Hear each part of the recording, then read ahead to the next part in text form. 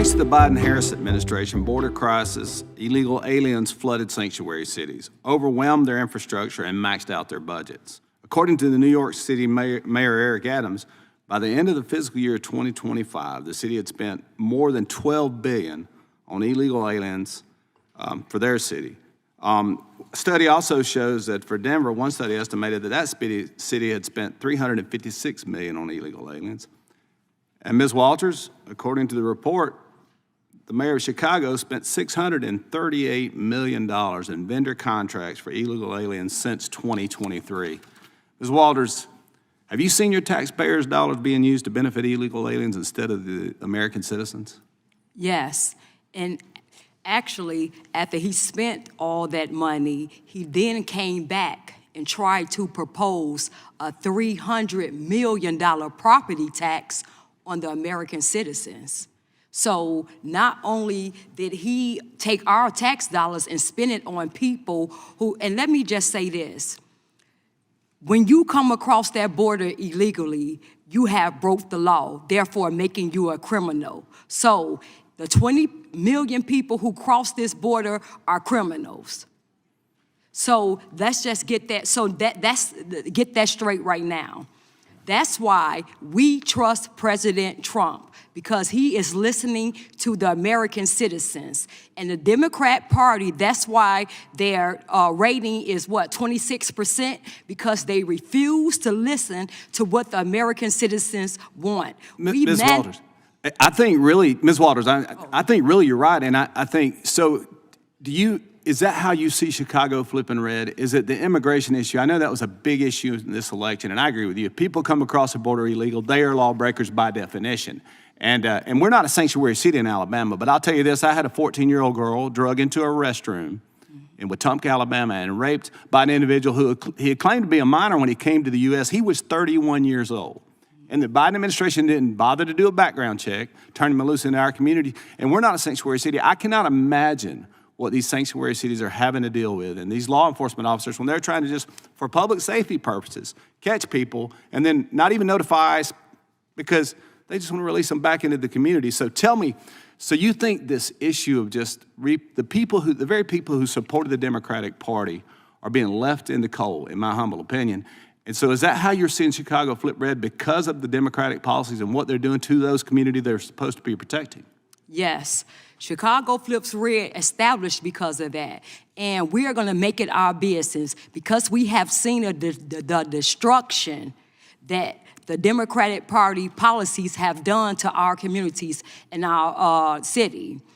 It's funny that Mr. Garcia is from Chicago and he cannot tell you what's happening in our community, because if he came into our community, he would see all the gang graffiti, the Trendy Agua signs, the MS-13. He would see that across the street in the park and where they're putting the shelters at, that all the needles that's in the park, all night. All we hear is music all night, and the drinking and the defecating on the streets, all the the illegal restaurants that are allowed to operate on the residential, on our corners. So Ms. Walters, in some ways, you feel almost like a prisoner in your own community because of the policies of the administration prior to Trump.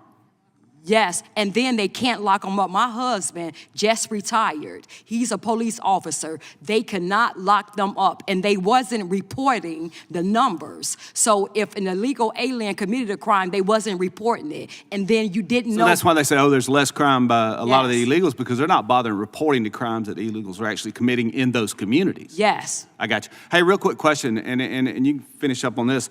Democrats really, they attack Republicans often. They call us racist because of our opposition to sanctuary jurisdictions. What is your response to that when they say, we're here trying to make communities safe and they're calling us racist? What is your response to that sort of rhetoric? Well, I say, call me a racist.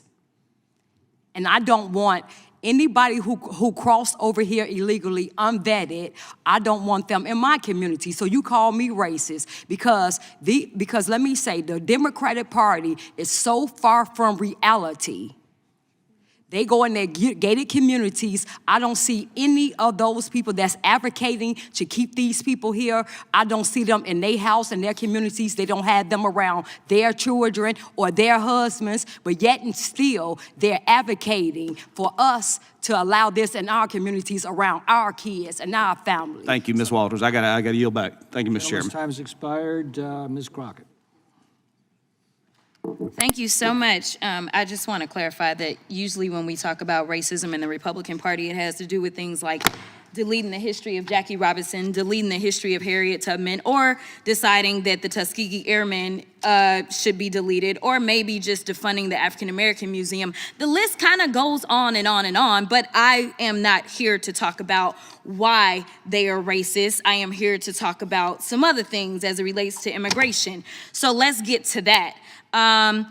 You know, it's interesting because we got all these theories. I don't know why we put up with getting data and facts if we just gonna sit here and talk about how we feel. So, you know, maybe we can inject some facts into these feelings. I'm not really sure. But as somebody who has actually practiced criminal defense, I don't know if there's anybody else in here who has, I can tell you that I have handled thousands of cases, not hundreds of cases, thousands on the state level in Texas, Arkansas, and the federal level. And I can tell you that, you know what? If I had to look at the vast majority of the cases that I was representing criminal defendants on, the vast majority of them just didn't happen to be immigrants. These are just the facts of my experience, and maybe the immigrants went to somebody else. I don't know, but I can tell you in my actual experience in real life, in reality, and not in this fallacy world that y'all are making up where you hate on everybody. So my Republican colleagues are here using today to continue pushing this false narrative of sanctuary cities harboring criminals, yet right here in DC, we have a 34-count felon being harbored in the White House. The hypocrisy coming from your side of the aisle over concerns regarding lawlessness is outrageous. Right now, House Republicans are conducting town halls with constituents lying about our legal system. That, quote, there is no due process if you come here illegally because you violated the law. That immigrants, quote, are not entitled to due process. Nowhere in the Constitution does it say that. We all want to live in a country where we respect the law.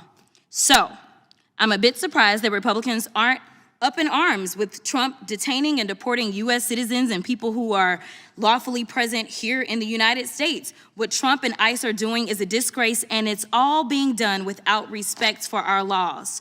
For example, Mr. Neri Alvarado, a Dallas-based baker, was arrested and deported to El Salvador prison for having an autism awareness tattoo in honor of his 15-year-old autistic brother. This was done despite never having been to El Salvador, despite having no gang affiliation, and despite having no organized crime connection. He was deported because ICE agents have been detaining, quote, all Venezuelans with tattoos. And to be clear, this type of racial profiling isn't just a one-off. In fact, the ACLU, using DHS's own data, mind you, found that at least 65% of the states and local agencies voluntarily working with ICE have records of racial profiling and civil rights violations.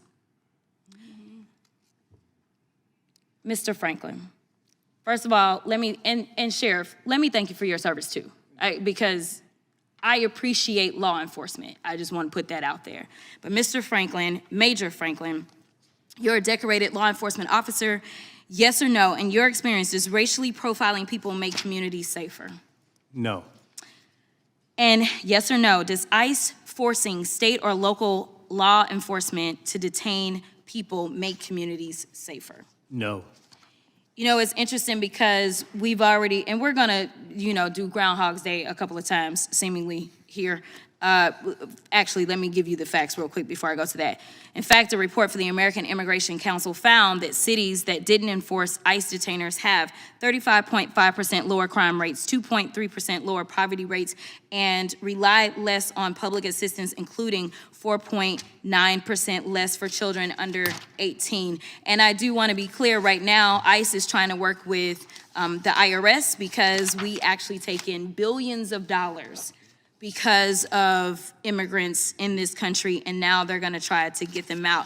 And I'm gonna tell you that the biggest issue that we have I really don't think this should be a partisan issue, so I'm going to agree with my Republican colleagues. I think that we all should want to be safe in our communities. The problem that we have is that we have an incompetent administration, that everything that they touch turns to shit. Because what they do is they take a wide sweeping brush and they have decided that the enemy is now going to be immigrants instead of taking a scalpel. That's all we're asking, is to be exact in what you're doing instead of taking a sledgehammer to everything. Thank you, and I will yield. So Republicans are desperate to give themselves cover basically for destroying the entire country. From top to bottom, they're just ruining everything, and they're trying to pretend like, this really isn't that big of a deal.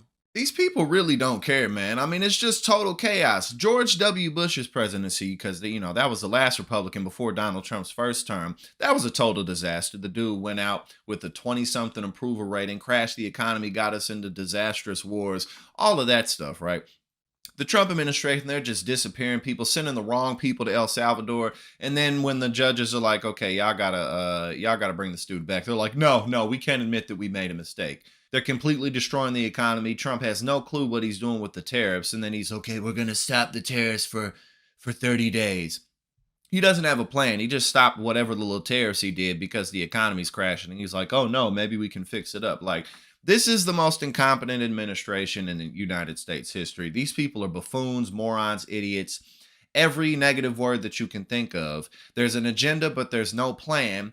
And they're destroying everything. And we still have 4 years left of this. This dude hasn't even been in office for half a year yet.